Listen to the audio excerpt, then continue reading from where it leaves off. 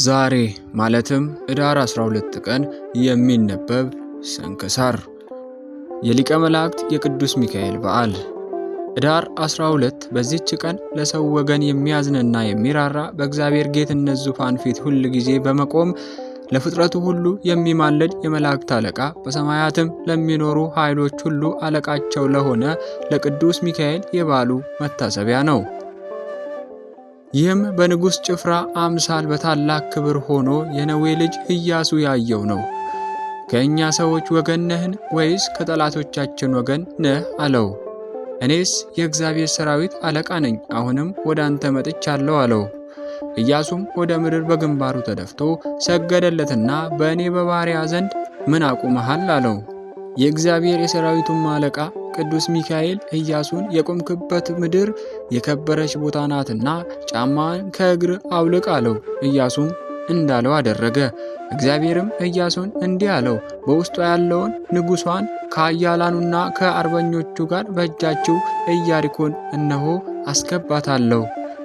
ይህም የከበረ መልአክ ከቅዱሳን ሰማዕታት ጋር በመሆን ገድላቸውን እስኪፈጽሙ የሚያጸናቸውና የሚያስታግሳቸው ነው።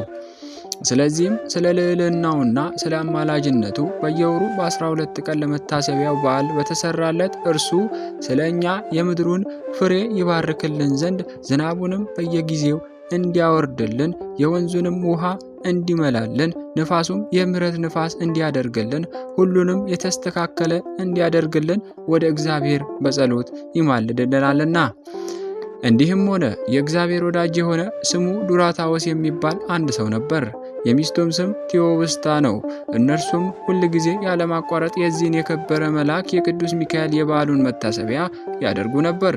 ከዚህም በኋላ በአገር ውስጥ ችግር በሆነ ጊዜ ገንዘባቸው አለቀ። ለዚህም የመላእክት አለቃ ለቅዱስ ሚካኤል ለበዓሉ መታሰቢያ የሚያደርጉት አጡ። ዱራታዎስም ሽጦ ለበዓሉ መታሰቢያ ያደርገው ዘንድ የእርሱን ልብስና የሚስቱን ልብስ ይዞ ወጥቶ ሄደ። የመላእክት አለቃ ቅዱስ ሚካኤል በታላቅ መኮንን አምሳል ለዱራታዎስ ተገለጠለት። ወደ ባለ በጎች ሂዶ በእርሱ ዋስትና በ1 ዲናር 1 በግ እንዲወስድ፣ ሁለተኛውም ወደ ዓሣ አጥማጅ ሄዶ 1 ዓሣ እንዲወስድ፣ ግን መልአኩ ወደ ቤቱ ሳይደርስ የዓሣውን ሆድ እንዳይቀድ ወደ ባለ ስንዴውም እንዲሄድና የሚሻውን እንዲሁ በእርሱ ዋስትና እንዲወስድ አዘዘው። ዱራታዎስም ቅዱስ ሚካኤል እንዳዘዘው አደረገ።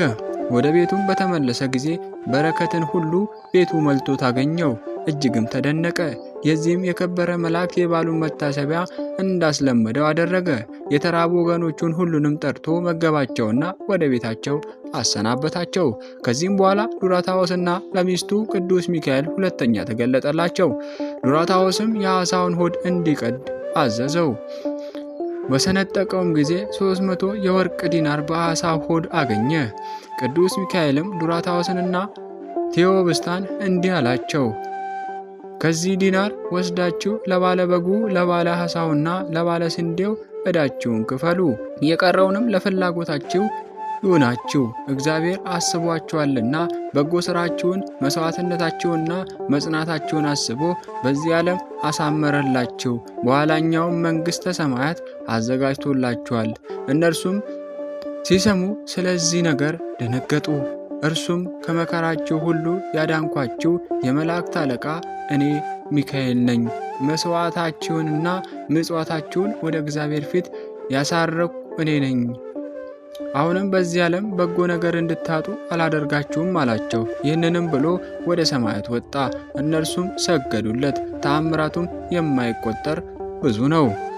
ለእግዚአብሔርም ምስጋና ይሁን። እኛንም በዚህ በከበረ መልአክ ጸሎትና አማላጅነት ይማረን ለዘላለሙ አሜን። ወስብሐት ለእግዚአብሔር። ይቆየን። በሰማይም ሰልፍ ሆነ፣ ሚካኤል እና መላእክቱም ዘንዶውን ተዋጉ። ተዋጊ ነው። ሲዋጋ የሚዋጋው ማን ነው? ዘንዶውን ከመላእክቱ ጋር ተዋጋ። እሺ፣ አልቻላቸውም። ከዚያም ወዲያ በሰማይ